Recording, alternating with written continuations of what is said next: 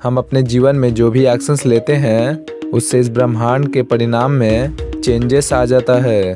इस ब्रह्मांड में मौजूद हर एक चीज एक दूसरे से कनेक्टेड है और किसी एक के लिए गए एक्शंस सभी को इफेक्ट करते हैं। जैसा कि अगर मैंने ये वीडियो नहीं बनाया होता तो आप इस समय ये वीडियो नहीं देख पा रहे होते।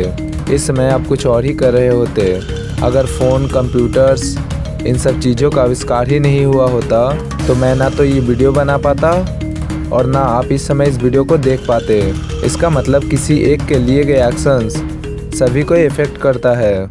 पर क्या होगा अगर मैं आपसे ये कहूँ कि आप जो भी बनना चाहते हो वो सब आप एक दूसरे डायमेंशन, एक दूसरे यूनिवर्स में ऑलरेडी हो, तो क्या आप मेरा यकीन करेंगे? शायद ऐसा पॉसिबल ही नहीं है। पर असल बात तो ये है कि इस दुनिया में कुछ भी इम्पॉसिबल नहीं है, हर चीज़ पॉसिबल है। Multiverse, the theory.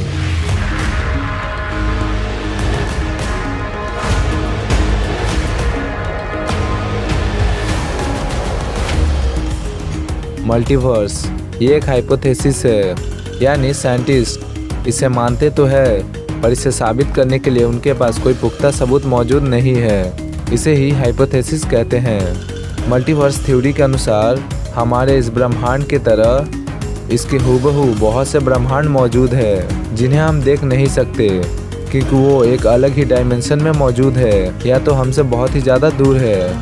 इस थ्योरी के अनुसार साइंटिस्टों का मानना है कि अनगिनत ब्रह्मांड मौजूद हो सकते हैं। इस कारण हम जो भी विकल्प लेते हैं या जो भी सोचते हैं वो सब किसी न किसी ब्रह्मांड में वास्तव में मौजूद है।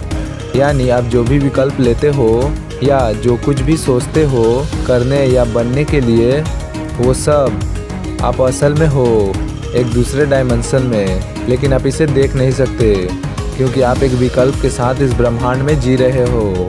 इसे ही पैरेलल यूनिवर्स यानी समानांतर ब्रह्मांड कहते हैं। कई वैज्ञानिकों के सालों के रिसर्च और स्टडी के बाद इस कंसेप्ट को माना गया है कि पैरेलल यूनिवर्स असल में हो सकते हैं। क्वांटम लेवल पे पड़ने वाले इफेक्ट्स एक नए यूनिवर्स को जन्म देता रहता है।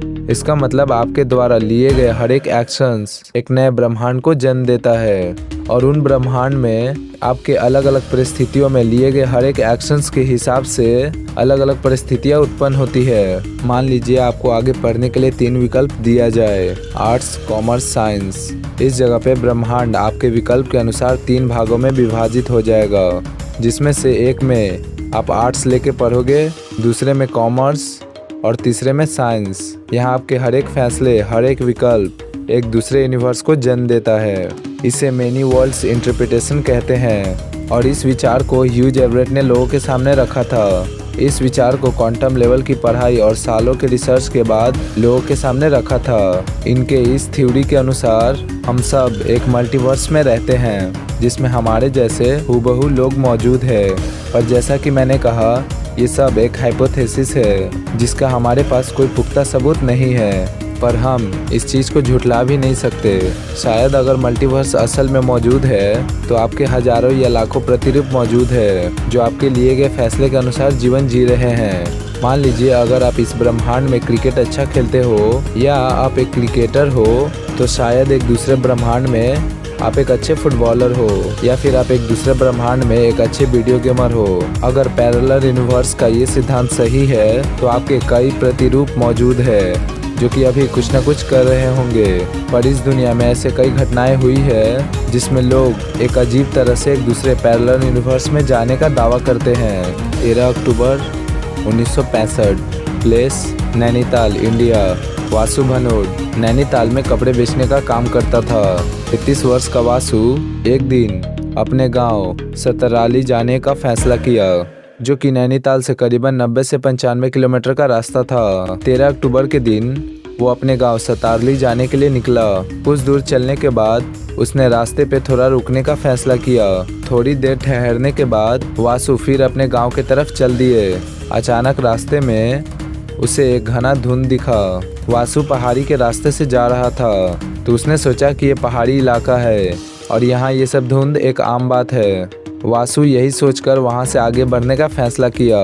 कुछ देर चलने के बाद वासु को अपना गांव दिखा, सतराली, जो कि अजीब और बहुत बदला हुआ लग रहा था। गांव के रास्ते के पास एक नहर था जिसे कि वासु बचपन से देखता आ रहा था, पर इस बार जब वासु ने उसे देखा तो वो नहर वहां नहीं था और उस जगह पे ऐसा कोई निशान भी नहीं मिला जिससे कि ये पता चले कि वहाँ पे कभी कोई नहर हुआ करता था।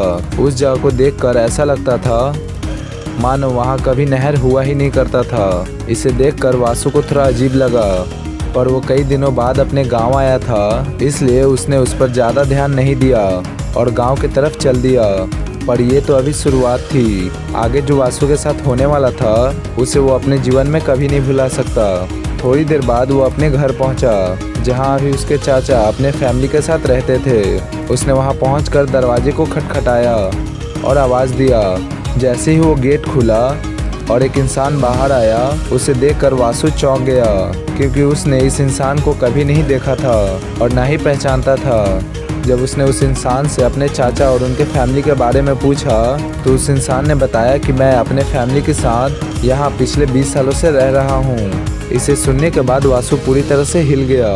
वासु को लगा कि शायद ये उससे मजाक कर रहा है, पर वो इंसान सच बोल रहा था। पर ऐसा कैसे हो सकता है? जिस गांव में वासु अपने घर हर साल आया करता था, वहां अचानक कोई ये कैसे कह सकता है कि वो पिछले 20 सालों से वहां रह रहा है? पर उस घर में तो वासु के चाचा और उनके फैमिली रहते थे।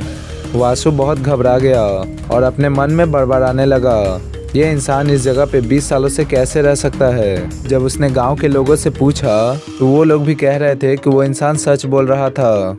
वो और उसका परिवार पिछले कई सालों से यहाँ रह रहा है। घबराया हुआ वासु अपने चाचा और उनके फैमिली के बारे में सभी से पूछने लगा। जब वासु ने गांव के सबसे बुजुर्गों से अपने चाचा के बारे में पूछा तो उन लोगों ने जो बताया उसे सुनने के बाद वासु बिल्कुल सुन्न पड़ गया, मानो उसके पैरों तले जमीन खिसक गई। उन बुजुर्ग लोगों ने कहा कि वासु के चाचा और उनके परिवार 20 साल पहले एक दुर्घटना में मारे गए। वासु ये समझ नहीं पा रहा था कि ऐसा कैसे हो सकता है। पिछले ही साल जब वासु अपने घर आया था, वो अपने चाचा से मिलकर गया था, पर उन बुजुर्ग लोगों ने वासु के चाचा को 20 साल पहले ही मरते हुए कैसे देखा था और वो लोग उसे मरा हुआ क्यों बता रहे थे? वासु को कुछ समझ नहीं आ रहा था। आखिर ऐसा कैसे पॉसिबल है? तो वासु ने पुलिस कंप्लेन करने का फैसला किया। वो वहाँ से फिर से नैनीताल की तरफ दौड़ते हुए चल दिया। उसे रास्ते में फिर वो धुंध दिखी। वो धुंध को पार करते हुए नैनीताल की तरफ चल दिया। वहाँ पहुंचकर उसने पूरी घटना को पुलिस को बताया और अपने पिता के साथ पुलिस को लेकर अगले दिन की सुबह को सतारली की तरफ चल दिया। जब वो गांव पहुंचा तो गांव का पूरा नज़ारा ही बदल चुका था। इस बार उन्हें गांव के रास्ते के पास वो नहर भी दिखी, जिसे देखकर वासु हैरान हो गया क्योंकि अगली ही बार जब वो गांव आया था तब वो नहर वहां नहीं थी। इसे देखकर वासु हैरान हो गया और उसने पुलिस को अपने गांव के भीतर ले गया। पर इस बार जो गांव के लोग थे उनमें भी बदलाव हुआ था क्योंकि वो लोग अब वासु को पहचानते थे। एक बार फिर वासु ने अपने चाचा के घर का दरवाज़ा खटखटाया तो फिर किसी ने दरवाज़ा खोला, पर इस बार जिसने दरवाज़ा खोला वो वासु का चाचा था। उन्हें जिंदा देखकर वासु बहुत खुश हो गया, पर वो घटना जो उसके साथ पिछले दिन घटी थी उसके चलते वो अभी भी सदमे में था।